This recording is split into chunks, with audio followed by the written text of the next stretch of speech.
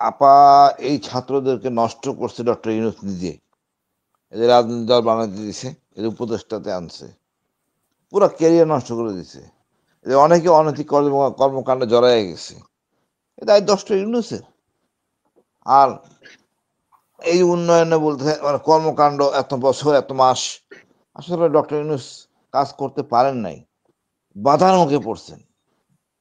5ই August বিপ্লব হলো, 7ই August BNP channel নির্বাচন 3 মাস পরে, জাস্ট 3 মাস পরেই নির্বাচন দিতে হবে, 7ই আগস্ট যায় বসলেন। এখন একটা বিপ্লব হয়েছে, একটা সংস্কার কমানো যাক বেশি যাক, সাহায্য করা উচিত ছিল, সাহায্য করে নাই তো বিএনপি। বিএনপি উচিত ছিল হাতে আইসা এই আওয়ামী লীগের প্রতিবাদ করা, প্রতিরোধ করা। কোন একটা ইন্টেলিজেন্স অর্গানাইজেশন ডিজিএফআই বলেন, এনএসআই বলেন, কাজ করতে পারে নাই। আজকে এই লীগ, কালকে ওই লীগ, হাজার সমস্যা, তো এটা কাজ তো বিএনপি করতে দোষ পারে হবে নাই। কেন? সরকার কন্ট্রোল করতে পারে না, সেটা বিএনপির উপরে পড়বে কেন? না আপা, বলি আমি, শোনেন আপা, কোন কোন সংস্কারটা সরলভাবে মেনে নিয়েছে বিএনপি? এখনো বলতেছে যে এই আপনার এই যে আপত্তি কেন ভাই, দেশটা তো আপনাদের, আপনারা নিজেরা বসে করে দেন না, এইভাবে সংস্কার করে ভালো হয়। ডক্টর ইউনূসের এই আমাদের যে জাহাঙ্গীর, ইনি একটা, আমি কেমন জেনারেল বলতে পারবো না আমি, নিজে কোনো দায় দেনা নিবেন না, যাক গণতন্ত্রের উপর গিয়া জনগণের উপর পড়ুক, এমপি মন্ত্রী গায়ে পড়ুক, একটা অথর্ব লোক। যে উনি দিয়ে দিলেন আমার দোকানে লটারি করে দিছি হাউজি খেলার মতো, যার কারণে দিলে পড়ুক, আমি কোনো বকাঝকা শুনবো না। এই দায় এড়ানোর দায়িত্ব, এটা কোনো নেতার কাজ হয় না, কোন লিডারশিপের কাজ হয় না। পরে আমি তো বলবো, এই যে ওয়াকারকে যদি প্রেসারে রাখতো বিএনপি, জামাত, অন্যরা, যে তুমি কাজ করো ডক্টর ইউনূসের সাথে, সমস্যা অনেক সমাধান হয়ে যেত। সেনাবাহিনী, সেনাপ্রধান থেকে শুরু করে এই গোয়েন্দাদেরকে ডক্টর ইউনূস আপন করতে পারে নাই, বা এই গোয়েন্দা সংস্থা সেনাবাহিনী ডক্টর ইউনূসকে আপন করতে পারেনি, আর ডক্টর ইউনূস মানে ভাইস ভার্সা, যার জন্য মূল এখন সমস্যা। ডক্টর ইউনূসের সাথে এখন মানে ডক্টর ইউনূসের সাথে সেনাবাহিনীর দূরত্ব, সেখানে বিএনপির দোষ হবে কেন? ডক্টর ইউনূস আপা বিএনপি তার না না, সেনাবাহিনীকে টানে না। আমি বলি আপনার শোনেন না, পিছনে দরজা দিয়ে গেছে, কেন কি শুনছেন? অন্য কোন দলের সম্বন্ধে শুনছেন? আপনার ডক্টর ইউনূস কেন গেছে?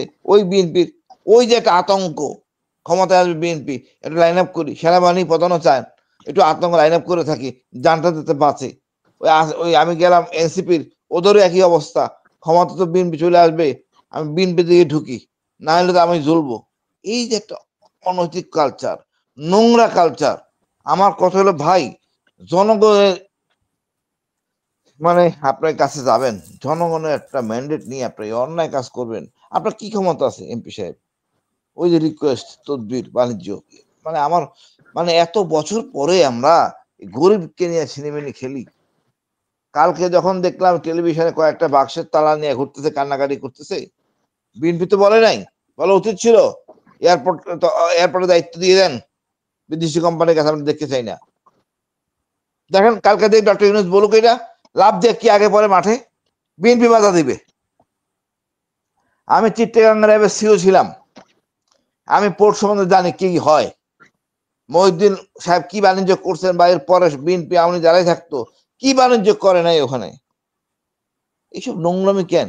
এই তো টাকাটা তো আমাদের যায়, জনগণ দেয়, এই আমাদের মানে আমরা সবাই দিই। এই যে এডিশনাল ট্যাক্স যায়, ঘাটতি যায়, তা আমাদের পকেট থেকে যায়, অন্যের কাছে দেয় না। মোশাররফ ভাইও দেয়, আমিও দেই, ফেরদৌসও দেয়, প্রত্যেকটা খাতে।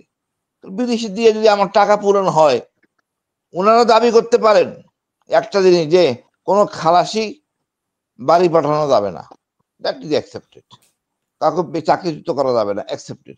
ভাট কারো দিব না, পৃথিবীর সব দেশে দিচ্ছে, আপনি পারবেন না আর করতে দিবেন না, এটা তো হয় না।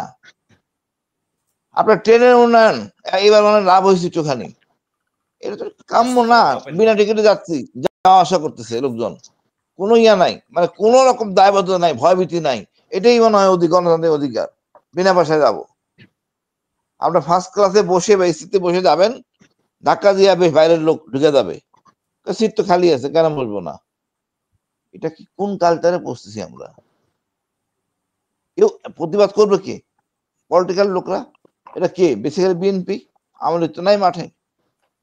পোর্টটার যে একটা সমস্যা, হাসান নাসির স্যার জানে, আমরা সরজমিনে দেখছি সবাই জানে। কিরকম একটা নোংরামি জিম্মি করা হয়। এটা সভ্য দেশে চলে না। আপনি একটা দেশের একটা সার্ভিস এখন মধ্যে ভালো আছে, সেটা হলো ফায়ার সার্ভিস। এখানে স্পেশাল সেলুট দেওয়া উচিত এই দলটারে। তারা এই গা ভাসায় না, যারা সিভিলিয়ান তারপর গা ভাসায় না, অন্তত সবার সাথে আছে। তারপর সেনাবাহিনী সেকেন্ড করলাম কেন? তার কিছু পয়েন্ট সাম পার্সেন্টের লোক দলীয় হয়ে আই দেয়, তারা সিদ্দিকির সাথে জড়াইয়া সেনাবাহিনীকে নিচে নামাইছে। বাকি সব সরকারি প্রতিষ্ঠানের মধ্যে অনৈতিক সমস্যা আছে। ডক্টর ইউনূসের কঠিন হইতে হবে।